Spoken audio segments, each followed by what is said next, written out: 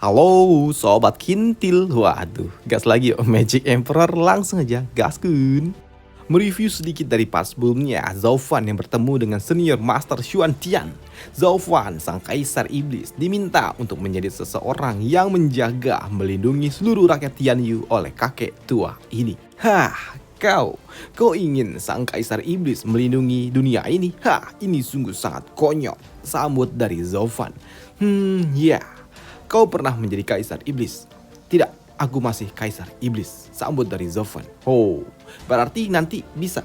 Tidak, aku akan tetap menjadi seorang kaisar iblis, sambut dari Zhao Fan.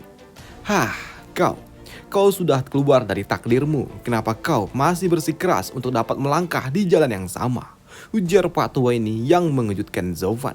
Karena di sini kakek tua ini juga kembali berujar, aku tidak tahu siapa kau saat itu. Tetapi melihat eksploitasi masa lalu yang kau miliki, semua itu bukanlah tindakan dari seorang bocah bodoh, tapi dari seorang master yang telah terlahir kembali. Dan dari sana kau pasti pernah berhadapan dengan kematian yang sesungguhnya. Namun apakah kau pernah berpikir, kalau kelahiranmu kembali ini, yang kau alami ini, dan dapat berlari dari genggaman takdir itu adalah sebuah petunjuk untuk menemukan jati dirimu yang sesungguhnya? Tanya Pak Tua ini yang sempat menotis Zhao Fan. Apa? Menemukan jati diri? Iya, Pak Tua ini benar. Karena memang kurang dari 10 tahun lalu, aku tidak pernah menjalani hidupku yang seperti ini di kehidupanku yang sebelumnya, yang hanya fokus akan kultivasi. Dan juga di kehidupan baruku ini, aku telah banyak sekali bertemu dengan orang-orang baru dan merasakan berbagai macam emosi baru yang aku temukan di kehidupan baru ini. Dan itu telah memberikanku pandangan baru akan sebuah kehidupan. Semua rangkaian peristiwa yang ku alami ini belum pernah aku alami sebelumnya. Apakah ini mungkin? Apa memang kelahiran kembali ini adalah sungguh sebuah kesempatan bagi diriku untuk dapat memulainya dari awal? Apakah mungkin di kehidupan baruku ini adalah sebuah kehendak dari surga untuk mengangkat keadaan pikiranku melalui sebuah peristiwa agar aku dapat kembali menjadi seorang kaisar iblis? Dan mungkinkah kematianku yang sebelumnya itu adalah sebuah berkah yang telah diberikan oleh surga? Ya, aku pikir itu benar. Maka dari itu, Pak Tua, katakan, apa untungnya bagi diriku jika aku mau membantu dirimu? Sambut dari Zhao Fan setelah ia menelaah semua ucapan dari Pak Tua itu.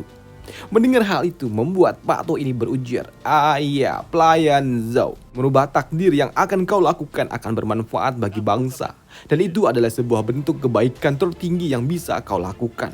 Dan sebagai kompensasinya, mulai detik ini, klan Yunku akan mengikuti pelayan Zhao hingga ke ujung dunia. Menentang rencana surga adalah jalan menuju masa depan. Dan kami akan melakukan apapun untuk mencegah pelayan Zhao membakar dunia ini dan menghancurkan kehidupan orang-orang yang tidak bersalah. Mendengar hal itu sempat membuat Zhao Fan pun tersenyum, karena ia kini mendapatkan dukungan dari 3 kekuatan milik keluarga kekaisaran. Ternyata saat ini 3 dari 4 pilar milik kekaisaran telah membelot kepada diriku. Ya, ini adalah bentuk bantuan yang sangat luar biasa, sambut dari Zhao Fan di dalam hati. Sedangkan untuk Pak Tua Yun, ia pun kembali berujar, pelayan Zhao, klienku ini akan selalu berada di posisi netral di dalam kekaisaran. Namun, jika ini demi rakyat, aku akan mengecualikannya untuk kali ini saja. Bahkan semalam aku juga sempat melihat bintang, dan aku melihat keluarga Luo. Mereka akan terus naik menanjak tinggi. Namun, aku juga melihat ada orang-orang kuat yang akan menghancurkan keluarga Luo di masa depan. Dan itu adalah 4 kekuatan besar. Mendengar hal itu sontak mengejutkan Zhao Fan. Apa? 4 yang mana? Tanya dari Zhao Fan. Ya, ada 4 kekuatan besar. Pertama adalah gerbang kaisar, sang naga bumi, Earth Dragon. Dan selanjutnya ada keluarga kekaisaran, yaitu Crouching Dragon. Dan yang ketiga ada Perdana Menteri Zugi Changfeng, sang Hidden Dragon. Serta yang terakhir, yang keempat, dia adalah kekhawatiranku yang terbesar sekaligus ancaman terbesar bagi rakyat Tianyu. Dia adalah Field Dragon yang berasal dari kekaisaran Quan Rong. Mendengar hal itu membuat Zhao Fan ia sedikit ternotis dan berujar, Apa maksudmu kekaisaran Quan Rong yang jaraknya ada ribuan mil dari tempat ini? Kekaisaran itu telah dikalahkan oleh faksi ibu kota. Lantas, apa hubungannya dengan kami? Tanya dari Zhao Fan. Dan jangan kau bilang kalau mereka akan memanfaatkan kesempatan perang saudara yang ada di Tianyu ini untuk menyerang kekaisaran. Tapi lagi pula itu tidak ada hubungannya dengan keluarga Luoku. Seharusnya itu masih urusan milik Marshal Dugu, sambut dari Zovan. Entahlah. Aku sendiri juga tidak yakin. Tapi yang aku tahu, aku bukanlah bagian dari anggota parlemen istana. Dan aku juga tidak memahami soal politik kotor.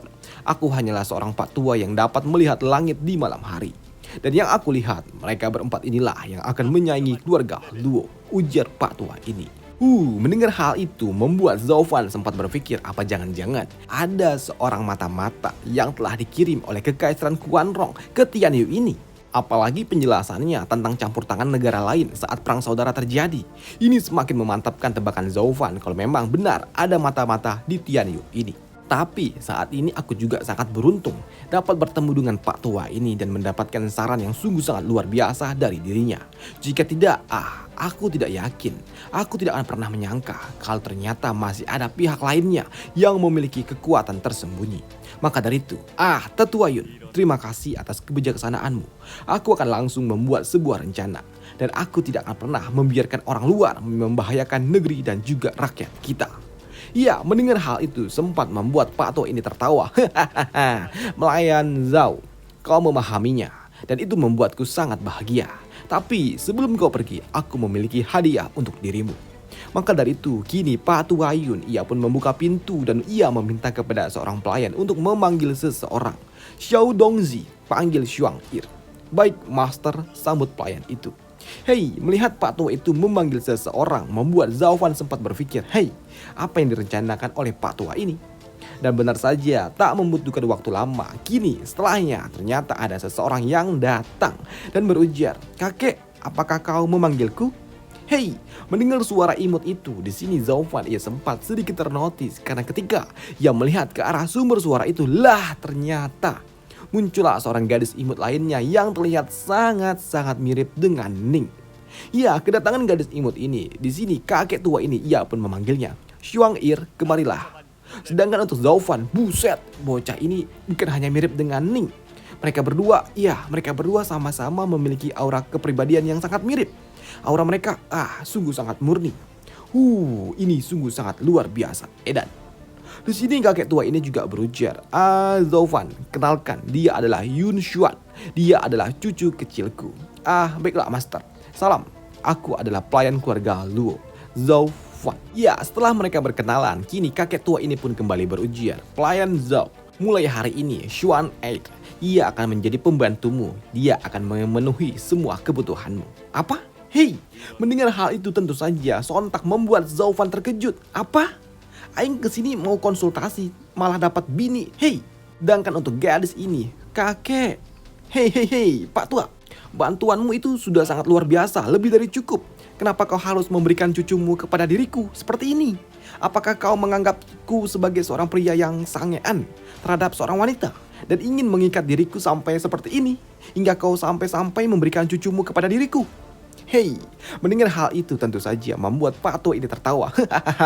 Zovan, kau benar.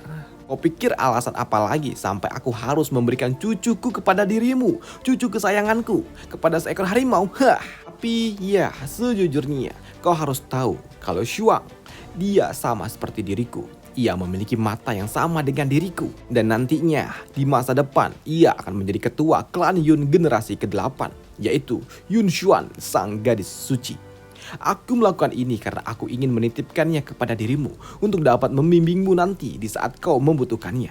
Dan dia akan membantu dirimu menghentikan malapetaka kepada rakyat.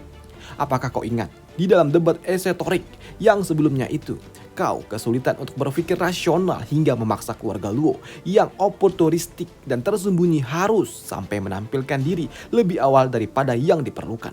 Dan saat ini perang besar juga tidak akan lama lagi akan terjadi. Dan bagi keluarga Luo dan juga keluarga kekaisaran, ketika mereka salah mengambil sebuah keputusan, itu akan memberikan efek yang sangat luar biasa mengerikan. Dan hal itu pun dibenarkan oleh Zovan. Karena memang ia ingat saat ia berhadapan dengan Huang Fukitian, dia sangat mudah sekali tersulut emosi. Iya, aku paham. Aku memang harus menyelesaikan beberapa hal yang memang meskipun itu tidak masuk akal. Jika tidak, aku tidak akan bisa beristirahat dengan tenang sampai aku mati, pikir dari Zovan. Sedangkan untuk gadis imut ini, gadis imut Xuang Ir, ketika ia melihat ke arah Zovan, ia sungguh sangat terkejut. Karena di sini, ia tidak dapat melihat takdir yang dimiliki oleh Zovan. Bahkan ia juga berujar, dia adalah orang yang selalu saja kakek bicarakan, sang anomali yang telah menghancurkan benang takdir. Dan sampai jumpa di part selanjutnya, di mana di part selanjutnya Zovan dan juga gadis cantik imut ini, mereka berdua akan diculik. Dan sampai jumpa, bye.